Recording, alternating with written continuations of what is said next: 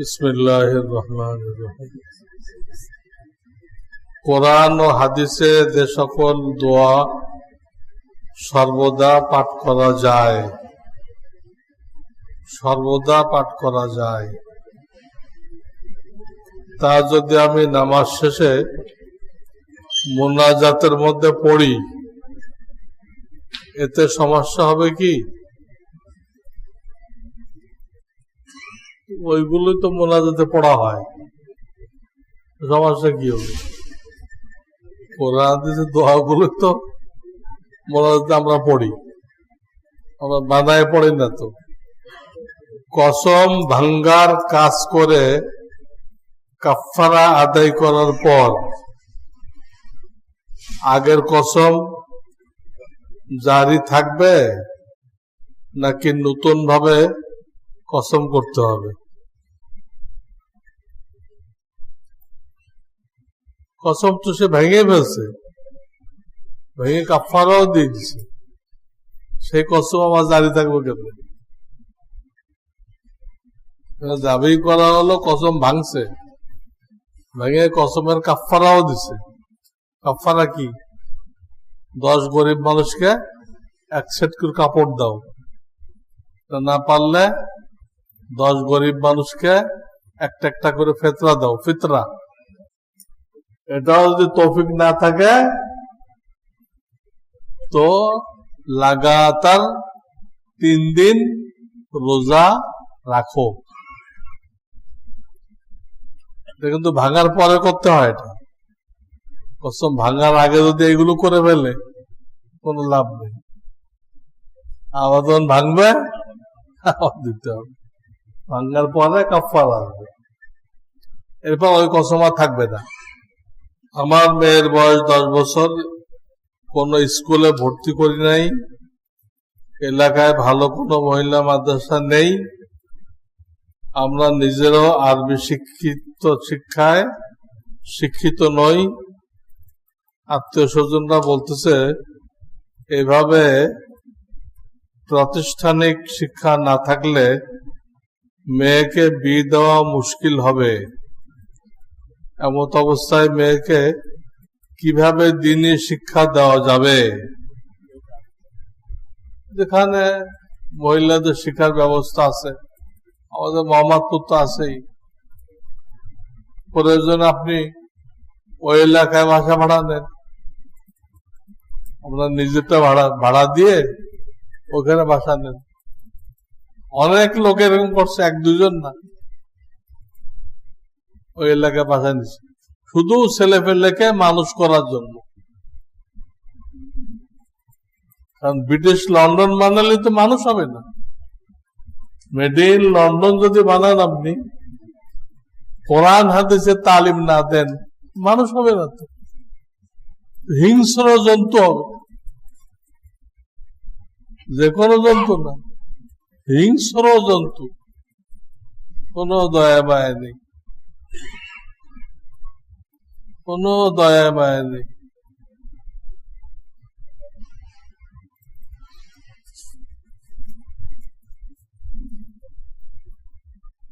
বৃদ্ধা মাজুর মহিলার নামাজের কাফারা কি? যদি ব্রেন 16 আনা ঠিক থাকে ততক্ষণ পর্যন্ত নামাজ ফরজ থাকে।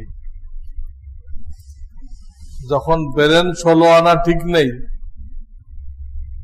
এই ঠিক করতেছে, এই বেঠিক করতেছে, এই এরে চিনে, এই এরে চিনে না, তখন নামাজ ফরজ থাকে না। নামাজ ফরজ থাকাটা গায়ের শক্তির সাথে না, ব্রেনের সুস্থতার উপরে। ব্রেন যদি 16 আনা ঠিক না থাকে কোনো কাফারা লাগবে না। ব্রেন ঠিক ছিল কিন্তু শারীরিক কমজোরির কারণে নামাজ পড়তে পারে নাই, ওটার কাফারা লাগবে যদি তৌফিক থাকে। কি কাফারা? একদিনে 6 ওয়াক্ত ধরবেন, ভিতর সহ কয় ওয়াক্ত? 6 ওয়াক্ত।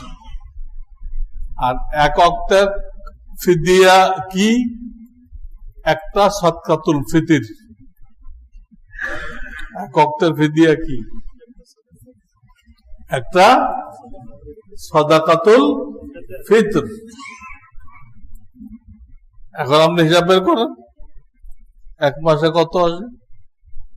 আমি ফর্মুলা বলে দিলাম।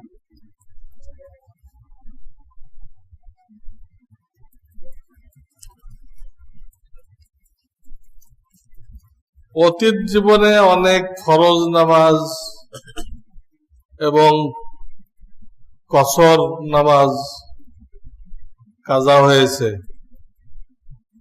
সেই নামাজ সমূহ কিভাবে কি নিয়তে করব? ওই নামাজগুলো পড়বেন, প্রত্যেকবার এই কথা বলবেন। জোহরের কাজা পড়তেছেন তো বলবেন প্রথম জীবনের প্রথম যে জোহর ওটা কাজা পড়তেছে প্রথম, এই জন্য বাকিগুলো যখন আদায় করে ফেলছেন, এখন যা রইল অবশিষ্ট তাদের আজকেরটা হলো কি প্রথম। এই সব জায়গায় প্রথম লাগাইবেন, আর না সব নিয়ে ত্যাগ একই। না জানার কারণে উজুর অঙ্গ ঠিকভাবে ভিজাইতাম না, নামাজেও ফরজ পরিমাণ সতর ঢাকতাম না। তো কি হাফ প্যান্ট পরে পড়তো? সূরা কেরাত তো ভুল ছিল। 16 বছর এইভাবে নামাজ পড়েছি, এখন কি আবার পড়তে হবে? উজুর ফরজ গুলো যদি আদায় না হয়ে থাকে তো নামাজ ঠিক মতো পড়লো তো হয় নাই নামাজ। সেখানে বলতে নামাজও ঠিক মতো পড়েনি সূরা কেরাত। কাজে ওই 16 বছরে কি করতে হবে? উমরি কাজা। 16 বছর পর্যন্ত জোহরের সাথে জোহর, আসরের সাথে আসর, মাগরিবের সাথে মাগরিব পড়তে থাকবেন 16 বছর পর্যন্ত। 16 বছরের কি হয়ে গেল? উমরি কাজা আদায় হয়ে গেল।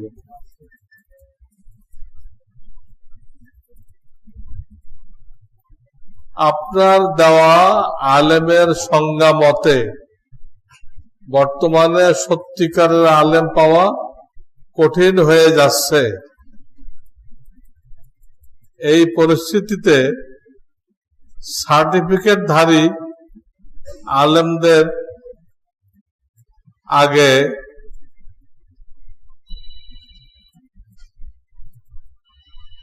কি লিখছে? মাওলানা মুফতি ব্যবহার করা কতটুক শরীয়ত সম্মত?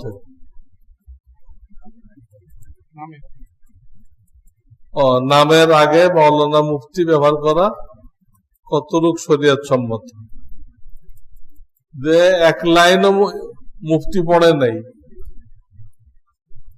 হাজারো লোক পাওয়া যাবে সে নামের সাথে মুফতি লিখতেছে। কি লিখতেছে? এই লেখার কোনো দাম নেই। আপনাকে খোঁজ নিতে হবে যে মুফতি হয়ে থাকে কোন মাদ্রাসায় ফতোয়ার কাজ করে, খোঁজ নিতে হবে, দেয় দেখতে হবে। তাহলে তার থেকে আপনি ফতোয়া নিতে পারবেন। জুব্বার পাগড়ি দেখেও হবে না, মুফতির লেখা দেখেও হবে না। আপনাকে কষ্ট করে উনি কোথায় ফতোয়ার কাজ করে, সেই মাদ্রাসা সমাজে গ্রহণযোগ্যতা রাখে কিনা, এগুলো দেখতে হবে। খাঁটি জিনিস একটু কষ্ট করে খুঁজে বের করতে হয়।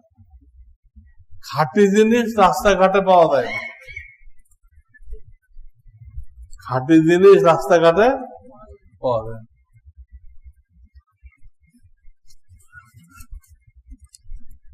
দেখেন রাস্তাঘাটে এমন ডাক্তার পাওয়া যায়, এক শিশি ওষুধে 80 প্রকার বাত ভালো হয়ে যায়।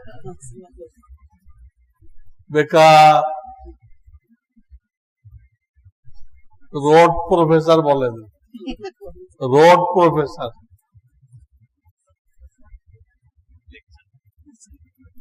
অনেকে পড়াশোনা করে নাই, বিয়ে করতে গেলে জিজ্ঞেস করে কি পাস আপনি, তাহলে আন্ডার ম্যাট্রিক। ওরা তাহলে 8-9 পড়ছে, কিচ্ছু পড়েননি, আন্ডার ম্যাট্রিক।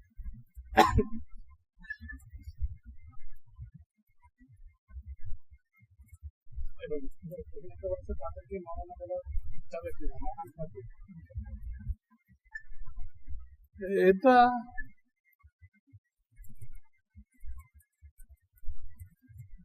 পড়ে থাকে তো বলবে, আশা পড়ে থাকে লোকেরা তো মাওলানা বলবে, কিন্তু সে আল্লাহওয়ালা কিনা, কোন আল্লাহওয়ালা সোহবতে গেছে কিনা, ওটা হলো বড় কথা। খলিফা মুজাজে বায়াত ও মুজাজে সোহবত এর মধ্যে পার্থক্য কি? খলিফা আর মুজাজে বায়াত এক কথা। অমুক পীরের খলিফা, অমুক পীরের মুজাজে বায়াত একই জিনিস। খলিফা মানেই তাকে বায়াত করার ইজাজত দেওয়া হয়েছে। মুজাজ শব্দের অর্থ কি?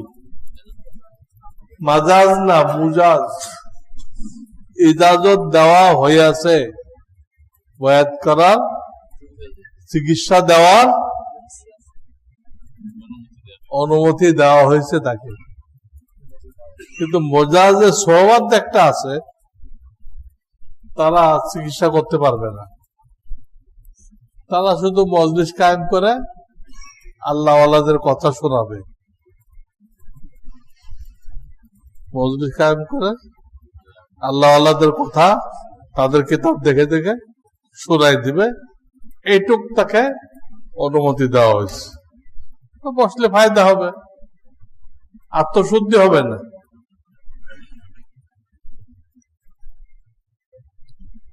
অনেকে সিজদায় যাওয়ার সময় 2 হাত দিয়ে পাজামা টেনে সিজদায় যায়,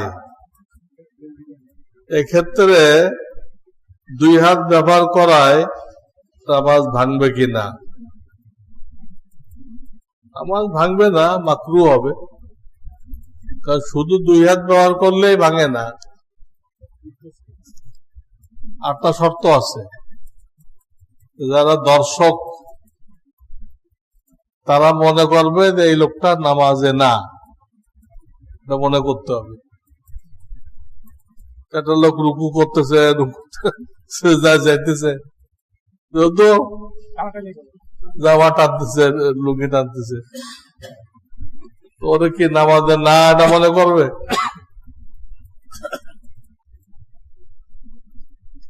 মসজিদের জায়গায় ইমাম সাহেব বা কোন মুসাল্লি ফসল লাগিয়ে ভোগ করতে পারবে কিনা?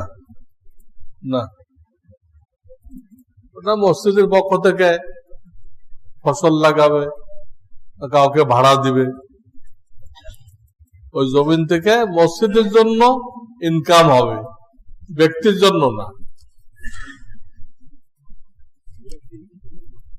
ব্যক্তির জন্য কখন হবে? অনেক জায়গা আছে ইমাম সাহেবরে বেতন দিতে পারে না, এত গরিব। তারা বলছে এই 2-3 বিঘা জমি পড়ে আছে মসজিদে, ওখানে আপনি ফসল লাগান, ওটা দিয়ে আপনি সংসার চালান। ওইটাই আপনার বেতন, তাহলে জায়েজ আছে। যদি সে বেতন নেয় না, ওটাই বেতন।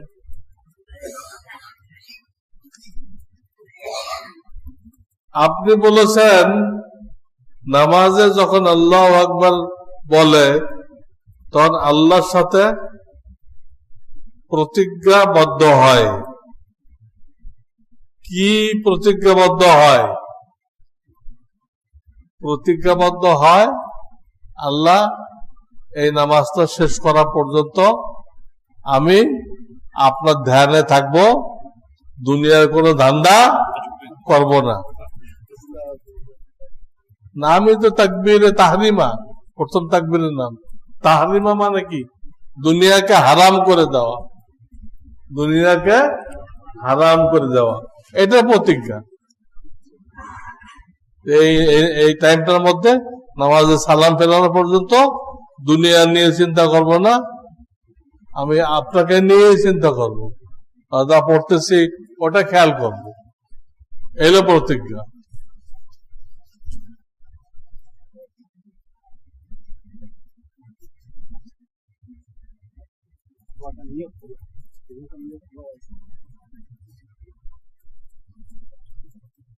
সুবহানাল্লাহ ওয়া বিহামদিহি সুবহানাল্লাহ।